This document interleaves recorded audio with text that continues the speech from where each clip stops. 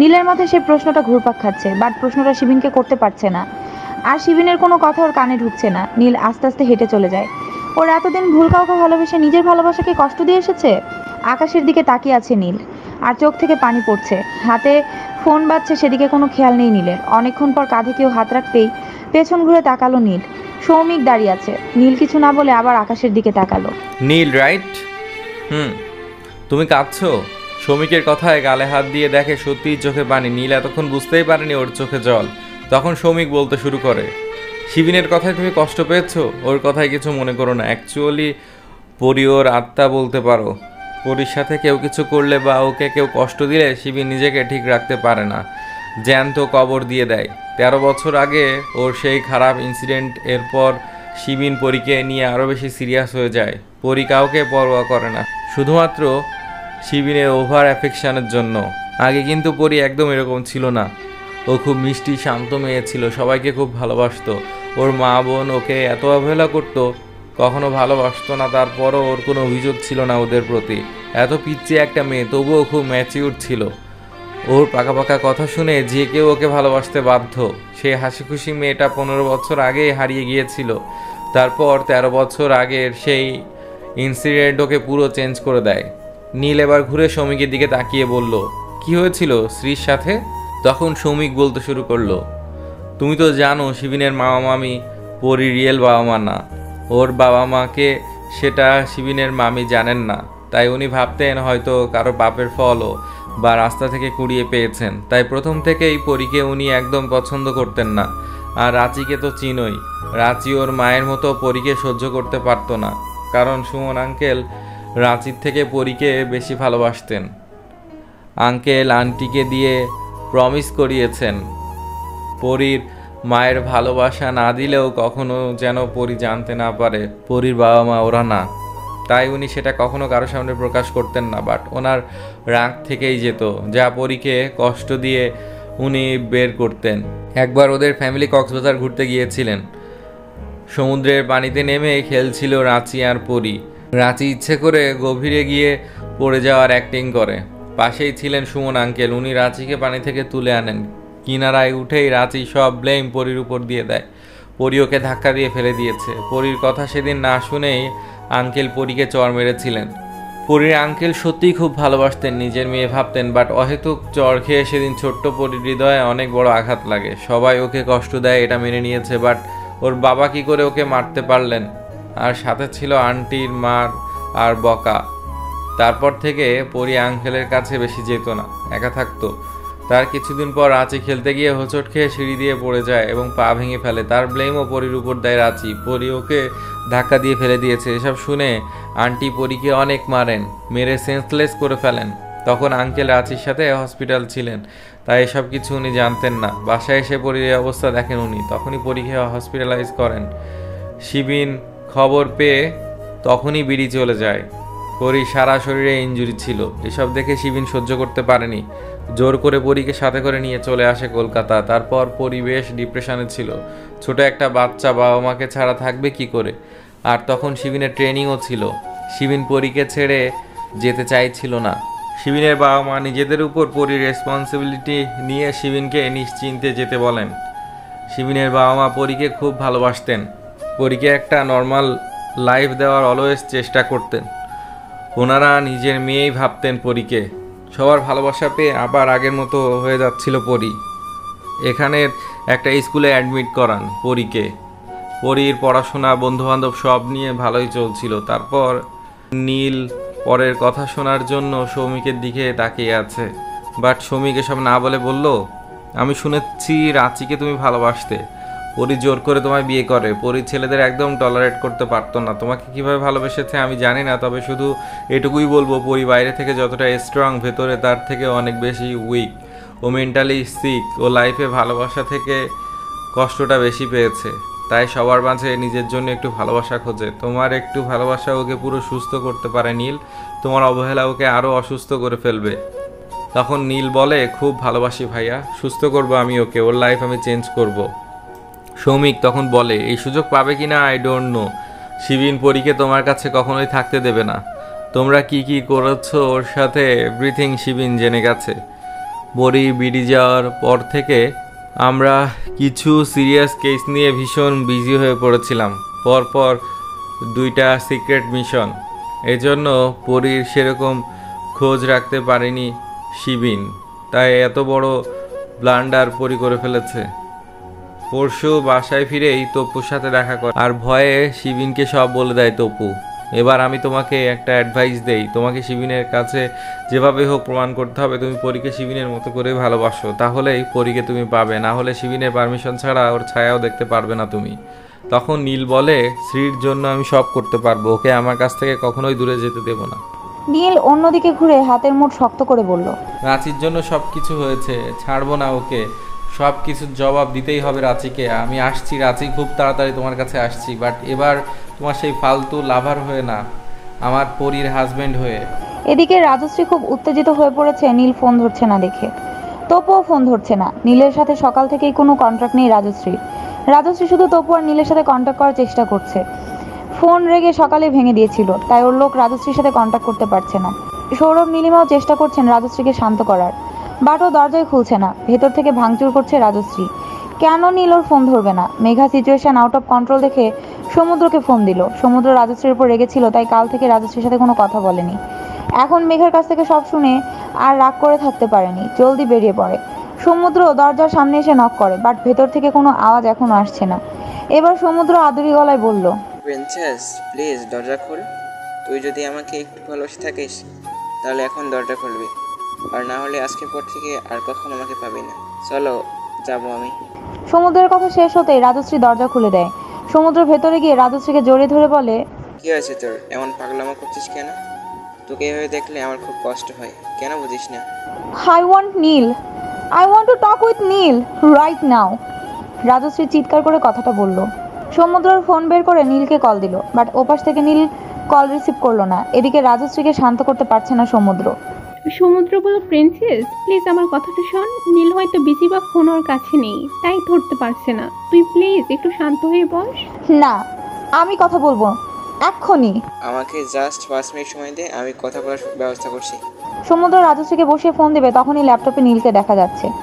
সমুদ্র টেবিলের উপর থেকে ল্যাপটপ হাতে নিল। নীল বাসায় এসে ড্রয়িং রুমে বসেছে দেখে খুব আপসেট মনে হচ্ছে। শ্রী নীল। রাজশ্রী চোখ তুলে তাকালো। নীলকে দেখে বলল, ও আমার কল রিসিভ করছে না কেন? ফোন হাতে নেই, কল রিসিভ করবে কি করে? কাল তো ফিরে আসছে, প্লিজ একটু ওয়েট কর। কাল এলে নীলকে জিজ্ঞাসা করে নিস কেন কল রিসিভ করেনি। রাজশ্রী কিছু বলল না। এখনো রাগ কমেনি সেটা সমুদ্র বুঝতে পারছে। আমার কথাটা প্লিজ শোন, কিছু খেয়ে ঘুমিয়ে পড়, ঘুম থেকে উঠে নীলকে দেখবি তোর সামনে। তুই এখন যা। তুই না ঘুমালে আমি যাবি না। সমুদ্র, আমার যদি এখন থেকে চলে যেতে হয় তাহলে এই দেশ ছেড়ে চলে যাব। একদম ব্ল্যাকমেল করবি না। মেঘ। সাথে সাথে মেঘা খাবারের প্লেট নিয়ে রুমে হাজির হলো। খাওয়ানোর চেষ্টা করলে খুব খারাপ হয়ে যাবে কিন্তু। আমিও সকাল থেকে কিছুই খাইনি। সমুদ্র করুণভাবে রাজশ্রীকে বলল। সমুদ্র সত্যি রাজশ্রীর উপর রেগে কিচ্ছু খায়নি। রাজশ্রী কিছু না বলে রুম থেকে বেলকনিতে চলে গেল। সমুদ্রও খাবার নিয়ে বেলকনিতে গেল। কতদিন ধরে বলতো তোকে খাইয়ে দেই না, আর তুইও দিস না। প্লিজ আজকে আমাকে খাইয়ে দিবি? সমুদ্র বেশ আদুরে গলায় কথাটা বলল। রাজশ্রী এবার সমুদ্রের দিকে তাকালো। সমুদ্রের মুখ দেখে আর না করতে পারলো না, বসে পড়লো। সমুদ্রের মুখে হাসি ফুটে উঠল। রাজশ্রী আগে সমুদ্রকে খাইয়ে দিতে লাগলো, তারপর সমুদ্র। মেঘা সামনে এসে বলল, আমিও খাইনি, কেউ আমাকে খাইয়ে দেবে প্লিজ। বাচ্চাদের মতো কথাটা বলল মেঘা। মেঘার কথা শুনে সমুদ্র রাজশ্রী দুজনেই হেসে দিল। মেঘা ওদের সামনে বসলো, আর সমুদ্র রাজশ্রী দুজনেই মেঘাকে খাইয়ে দিতে লাগলো। খাওয়া শেষে সমুদ্র রাজশ্রীকে ঘুম পাড়িয়ে বাসায় গেল, আর রাজশ্রী পাশে মেঘাকে রেখে গেল। নীলিমাও রাজশ্রীর কাছেই থাকলো। আবার কখন পাগলামি শুরু করে দিবে। এদিকে নীল সারা রাত ঘুমাতে পারেনি। সারা রাত রাজশ্রীর কথা ভেবেছে। রাজশ্রীর সাথে কথাও ইচ্ছে করেই বলেনি। নীলের ভীষণ কষ্ট হচ্ছিল। কি করে এত ভুল করলো? ওর পরীকে চিনতে পারলো না। আর রাঁচি, রাঁচি কেন এমনটা করলো? রাঁচি কেন নীলকে মিথ্যে বলল? নীল দেশে এসে ওর পরীকে খুঁজতে লেগে যায়, আর পেয়েও যায়। শিবিন বৃদ্ধাশ্রমে আসতো, আর সাথে রাজশ্রীকেও নিয়ে আসতো। বৃদ্ধাশ্রমের সামনে ছিল ম্যাঙ্গো অর্কার্ড, আর রাজশ্রী ম্যাঙ্গো খুব পছন্দ করতো। রাজশ্রীর বায়নার জন্য শিবিন রাজশ্রীকে বাগানে নিয়ে আসতো। নীল খোঁজ নিয়ে জানতে পারে রাজশ্রী সুমন রয়ের মেয়ে। নীল জানতো না সুমনের দুইটা মেয়ে। রাজশ্রী চলে যাওয়ার পর রিমি সবাইকে ওর একটা মেয়েই বলতো, আর সুমনও এত গুরুত্ব দিত না। রাজশ্রীর জন্য সুমনের ভীষণ কষ্ট হতো, বাট এই কষ্ট বোঝার ক্ষমতা রিমির ছিল না। রাজশ্রী আর রাঁচির বয়সের ডিফারেন্স মাত্র 1.5 বছরের ছিল, তাই বড় হওয়ার পর বয়সটা তেমন ধরা যেত না। সবশেষে নীল ভেবে নেয় নীলের পরি রাঁচি, যাকে ও 13 বছর আগে ভালোবেসেছিল। রাঁচিকে প্রথমে সব বলে দেয় নীল। রাঁচি নীলকে প্রথম দেখে ক্রাশ খেয়ে ফেলে, তাই নীল রাজশ্রীর কথা বলেছে জেনেও সেটা চেপে যায় রাঁচি, আর রাজশ্রীর জায়গা নিজেই দখল করে ফেলে। রাঁচি ভেবেছিল রাজশ্রী তো কখনো আসবে না এই দেশে, আর নীলও সত্যিটা জানতে পারবে না। নীল ওর হারিয়ে যাওয়া ভালোবাসা ফিরে পেয়ে এতটাই খুশি ছিল, আর কিছু খোঁজ নেওয়ার প্রয়োজনই মনে করেনি।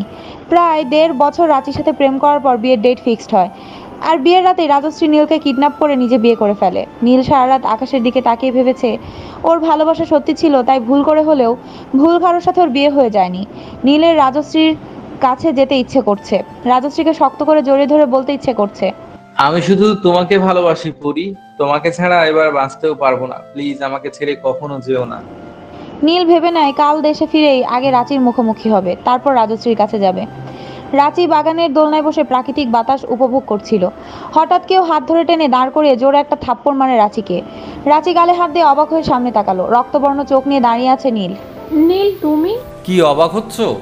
যে তোমাকে পাগলের মতো ভালোবাসতো সে কিভাবে থাপ্পড় মারলো? একবার নিজেকে প্রশ্ন করে দেখো কেন মেরেছি।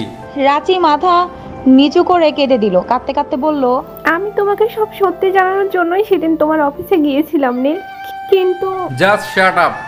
এতগুলা দিন আমি তোমাকে রাজশ্রী ভেবে ভালোবেসে এসেছি, আর তুমি কেন করলে আমার সাথে এরকম বলো? কেন এত বড় মিথ্যা কথাটা বললে? শুধু তোমার জন্য দিনের পর দিন আমি আমার ভালোবাসাকে দূরে ঠেলে দিয়েছি। আমি চাইলেও কখনো ওকে আপন করতে পারিনি শুধু তোমার জন্য। আমি ভাবতাম আমার ভালোবাসা তো তুমি, তাহলে ওকে কিভাবে আপন করব তোমার একটা মিথ্যার জন্য? প্লিজ নীল, আমাকে মাফ করে দিও। আমি জানতাম না রাজশ্রী আবার ফিরে আসবে আর তোমাকেই ও ভালোবেসে ফেলবে, কিন্তু যখন সব জানতে পারি আমি নিজেকে তোমার থেকে সরিয়ে নেই। তাই তো সেদিন আমি তোমাকে ওকে বিয়ে করতে বলেছিলাম। রাজশ্রীর সাথে অনেক অন্যায় করেছি আমি, আর করতে চাইনি।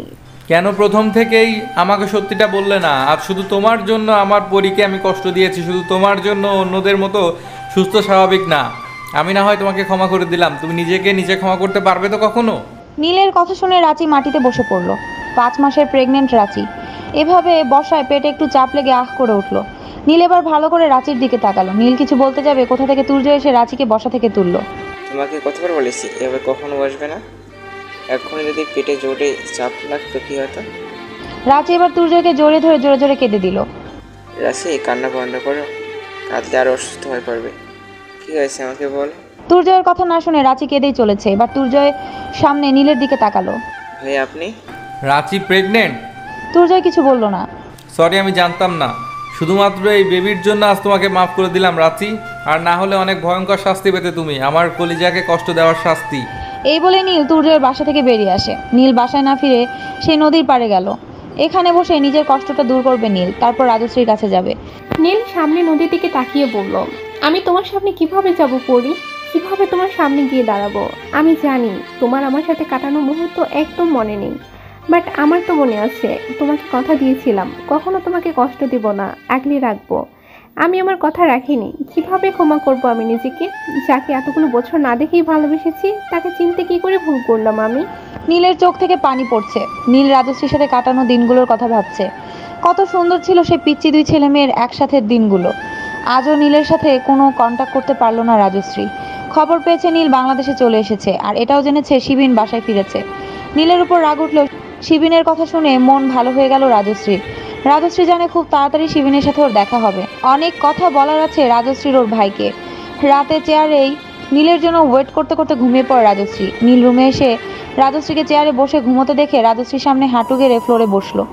রাজশ্রীর এক হাত নিজের হাতের মুঠোয় নিয়ে হাতের পিঠ দিয়ে একটা কিস করে রাজশ্রীর ঘুমন্ত মুখের দিকে তাকালো। কত নিষ্পাপ লাগছে।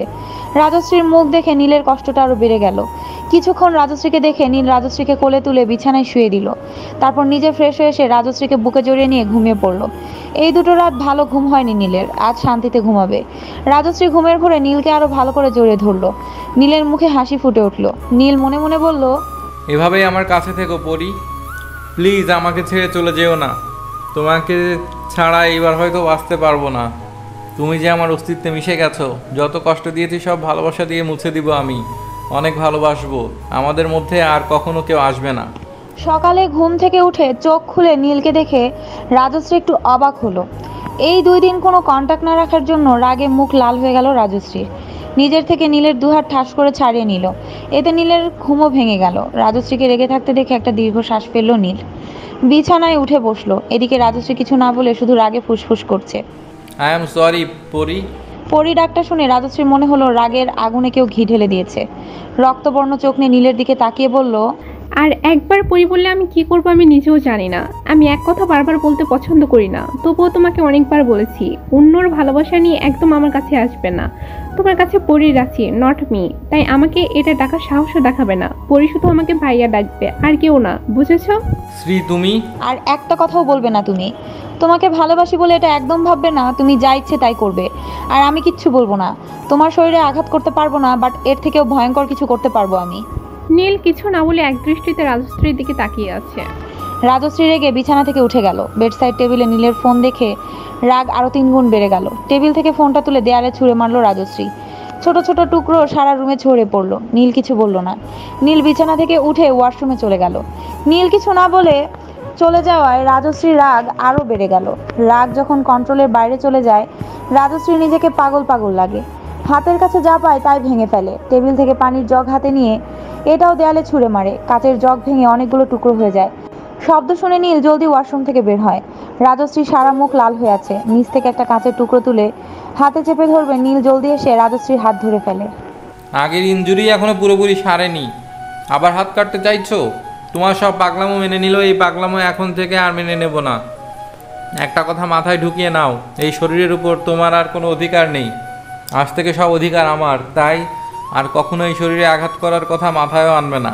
হাত থেকে কাঁচ নিয়ে ফেলে দিল নীল। নীলের এবার রাগ উঠে গেছে। শব্দ শুনে ওদের রুমে ছুটে আসে মেঘা।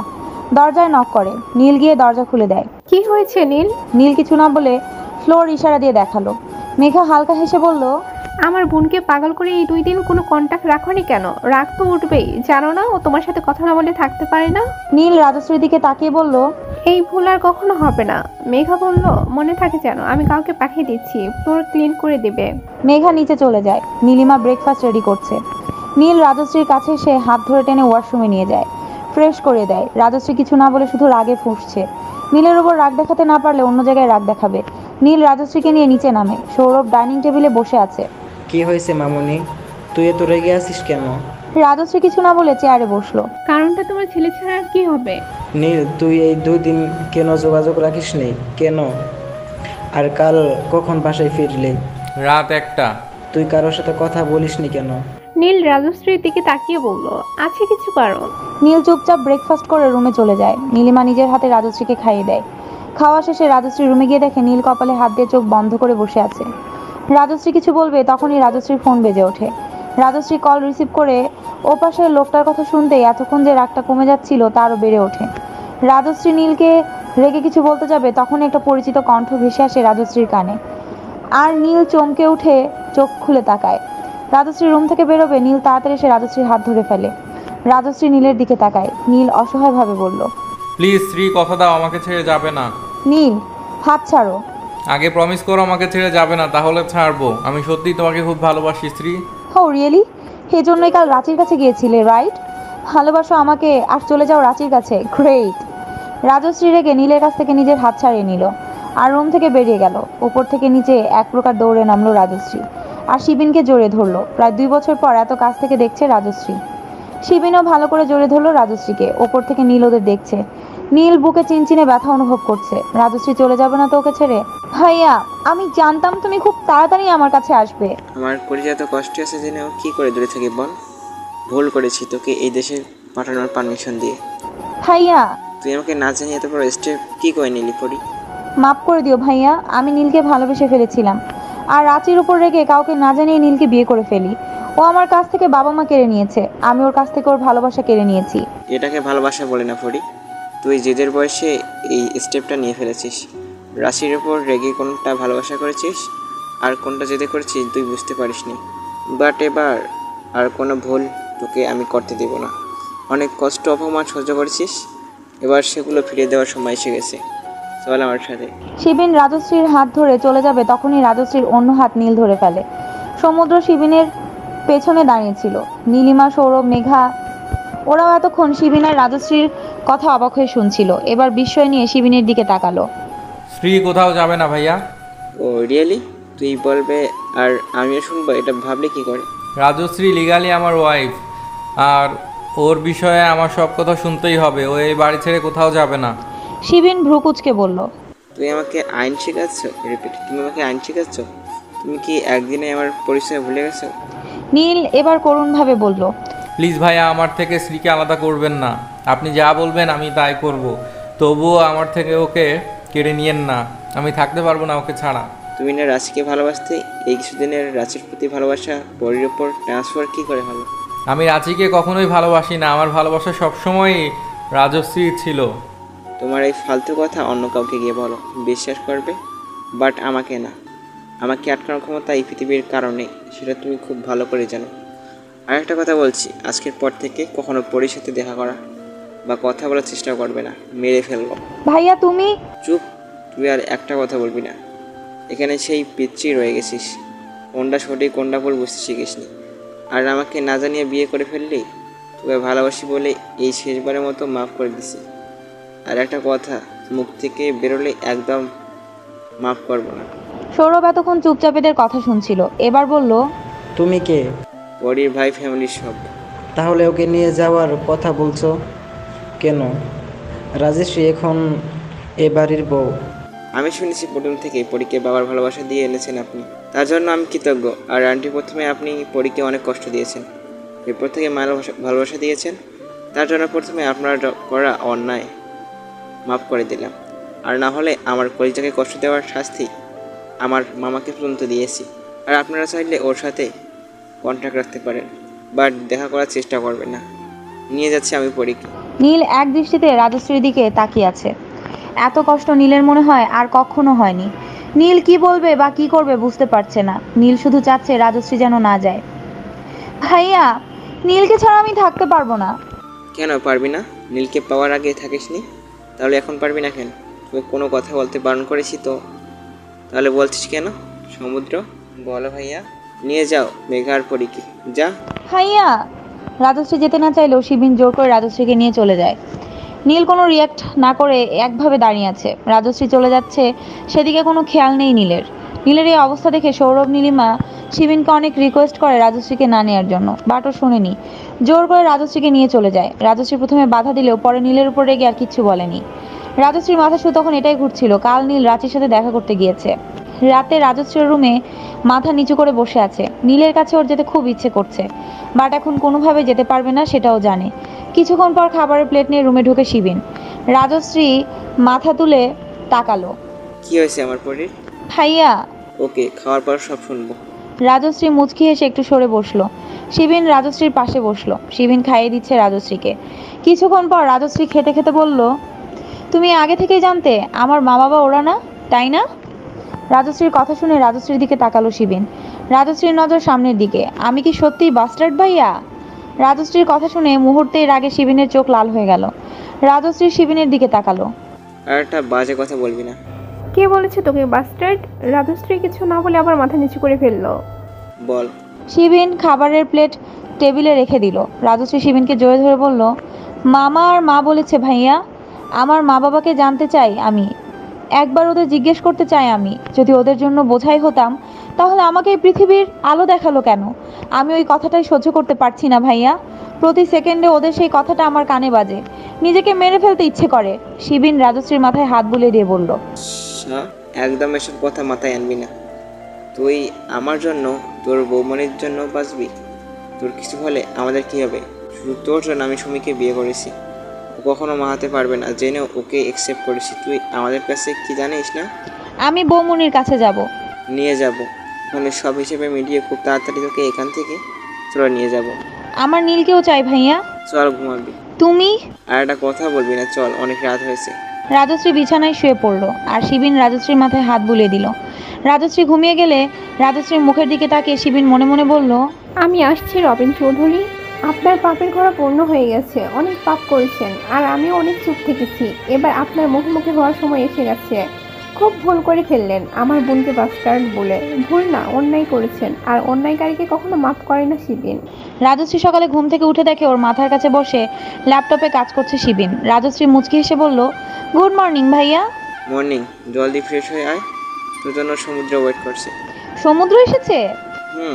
আর পরশু আমরা কলকাতা যাচ্ছি। রাজশ্রী অবাক হয়ে বলল, কি পরশু? আমি 4 দিনের টাইম নিয়ে এসেছি। এরপর থেকে একদিনের বেশি থাকতে পারবো না। ভাইয়া আমি নীলকে ছেড়ে যাব না, কিছুতেই না। শিবিন ল্যাপটপ থেকে চোখ তুলে রাজশ্রীর দিকে তাকিয়ে বলল, তোকে ফ্রেশ হওয়ার কথা বলেছি না, চুপচাপ গিয়ে ফ্রেশ হয়ে আয়। রাজশ্রী আর কিছু না বলে ওয়াশরুমে ঢুকে গেল। শিবিন ফোন বের করে কাউকে ফোন দিয়ে বলল, আজকের ভিতর ওর বিষয়ে A to Z সব ইনফরমেশন কালেক্ট করে দাও। শিবিন ফোন রেখে উঠে দাঁড়ালো। এর মধ্যে রাজশ্রীও বেরিয়ে এলো। তারপর রাজশ্রীকে নিয়ে নিচে নামলো। মেঘার সমুদ্র বসে আছে। রাজশ্রী শিবিন গিয়ে বসলো। সমুদ্র পশুর আমরা সবাই যাচ্ছি, তাই কোনো কাজ থাকলে ওই 2 দিনের ভিতরে কমপ্লিট করবে। ওকে ভাইয়া। আর এখন আমি একটা কাজে বেরোবো, তোমরা পরে গেছে থাকবে, ও যেন বাড়ি থেকে বেরোতে না পারে। আর বাইরের গার্ডরা তো আছেই। রাজশ্রী রেগে বলল, ভাইয়া তুমি কিন্তু এটা একদম ঠিক করছো না। কি ঠিক করছি আর কি ভুল করছি সেটা তোকে বলতে হবে না। তুই আমাকে খুব ভালো করে চিনিস পড়ি, আর কথার খেলাপ করি না। রাজশ্রী আর কিছু বলল না। সমুদ্র বলল, ভাইয়া তুমি কিছু চিন্তা করো না, আমি আছি তো। আর তুমি জানিয়ে ভাবছো সেটা কখনোই হবে না। গুড। শিবিন খাওয়া শেষ করে বাসা থেকে বেরিয়ে গেল। রাজশ্রীর আগে ফুসফুস করছে। রাজশ্রী হঠাৎ চিৎকার করে বলল, সমুদ্র আমি নীলের কাছে যাব। একদিনতেও ফাঁক রাখিনি, পুরো বাড়ি গার্ড দিয়ে ফিল আপ। এই বাড়ি থেকে বেরোনোর কোনো চান্স নেই। ভাইয়া তো আমার সব ইচ্ছে পূরণ করে, তাহলে এটা কেন করছে না? আমার যে করে হোক নীলকে চাই মানে চাই, না হলে কিন্তু। একটু শান্ত হয়ে বস, আমি ভাইয়ের সাথে কথা বলবো। রাজশ্রী শান্ত হয়ে না বসে রেগে সারা ড্রয়িং রুমে পায়চারি করছে। মেঘা চুপচাপ বসে দেখছে। হঠাৎ একটা চিৎকারের শব্দে রুম থেকে বেরোলো রবিন চৌধুরী। উপর থেকে নিচে তাকিয়ে দেখেন শিবিন দাঁড়িয়ে আছে। উনি নিচে নেমে বলেন, আরে শিবন, তুমি? অনেকদিন পর দেখা হলো। আমি আপনার সাথে দেখা করতে আসিনি মিস্টার রবিন চৌধুরী, আপনাকে আপনার অন্যায় শাস্তি দিতে এসেছি। আমি আর কি শাস্তি দেব আপনাকে? আপনার শাস্তি ঈশ্বর তো আগেই দিয়ে দিয়েছেন। রবিন রেগে বলল, কি বলতে চাইছো? চুপ, আমার সামনে একদম গলা উঁচে কথা বলবে না। আপনার সাহস কি করে হয় আমার বোনকে বাস্টার্ড বলার? বলুন, কিছু বলার অধিকার আপনাকে কে দিয়েছে? শিবন তুমি? আর আপনার বোনকেই বা এই অধিকার দিয়েছে কে? 15 বছর আগে সব অধিকার উনি হারিয়ে ফেলেছে। আচ্ছা আমাকে একটা কথা বলুন তো, আমরা কি সত্যিই আপনারা মানুষ? শুনেছি রক্ত নাকি কথা বলে। আপনার বা আপনার বোনের একটু খারাপ লাগতো না ওর সাথে এত খারাপ ব্যবহার বিহেভ করতে? আর একটা ছোটো বাচ্চাকে দেখলেও মানুষ কুল ধুয়ে আদর করে। আর পরই তো আপনাদের রক্ত ছিল, একটু বুক কাঁপেনি পরীকে বাস্টার্ড বলার সময়? জানেন কেন আপনি আজ নিঃসন্তান? যে নিজের সন্তানকে বাস্টার্ড বলতে পারে তার বাবা হওয়ার কোনো অধিকার নেই। শিবিনের কথা শুনে রেগে যাচ্ছিল রবিন, বাট শিবিনের লাস্টের কথা শুনে অবাক হয়ে শিবিনের দিকে তাকালো। কি বললে তুমি? সন্তান মানে? শিবিন ওনার কথার উত্তর না দিয়ে বলল, আপনার মতো জানোয়ার আর অমানুষের বাবা ডাক শোনার কোনো অধিকার নেই। বাবা একটা মেয়ের ভরসার জায়গা, ভয়ের নয়। আপনাকে সব দুনিয়া থেকে ভয়ঙ্কর শাস্তি দিতে ইচ্ছে করছে, বাট আনফর্চুনেটলি সেটা আমি করতে পারবো না। বাট লাস্ট ওয়ার্নিং দিচ্ছি, ভুলে আমার বোনের সাথে চোখ তুলে তাকাবেন না। আর কখনো বাজে কথা বললে আপনার সাথে কী হবে আপনি ভাবতেও পারছেন না। কেড়ে টুকরো টুকরো করে ফেলবো।